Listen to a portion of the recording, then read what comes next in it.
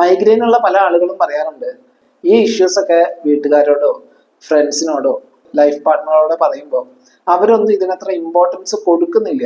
മിക്ക ദിവസവും ഇവര് മൈഗ്രെയിനിനെ പറ്റി പറയുന്നത് കൊണ്ട് തന്നെ കേൾക്കുന്ന ഒട്ടുമിക്ക ആളുകളും അതത്ര കാര്യമായിട്ട് എടുക്കില്ല. മൈഗ്രെയിൻ ഒരു തലവേദന മാത്രമല്ലേ, അതിനെപ്പറ്റി ഇത്ര കാര്യമായിട്ട് പറയാനുണ്ടോ, എന്തെങ്കിലും മെഡിസിൻസ് കഴിച്ചാൽ പോരെ, ബാമ്പരട്ടി റെസ്റ്റ് എടുത്താൽ പോരെ, ഇങ്ങനെയൊക്കെ ആയിരിക്കും അവർ റെസ്പോണ്ട് ചെയ്യുക. എന്നാൽ മൈഗ്രെയിൻ ഓരോ ആളുകളുടെ ലൈഫിലും എത്ര ഡീപ്പായിട്ടാണ് എഫക്ട് ചെയ്യുന്നത് എന്നുള്ളത് മറ്റുള്ളവർ കൃത്യമായിട്ട് മനസ്സിലാക്കണം എന്നില്ല. ശരിയാണ്, നോക്കുമ്പോൾ ഫിസിക്കലായിട്ട് അവർക്ക് വേറെ കുഴപ്പങ്ങളൊന്നുമില്ല, ലാബ് ടെസ്റ്റ് ഒക്കെ നോർമലാണ്, പിന്നെ ഇത്ര വലിയൊരു അസുഖമായിട്ട് ഇതിനെ കാണേണ്ടതുണ്ടോ എന്നൊക്കെ അവർ ചിന്തിക്കാം.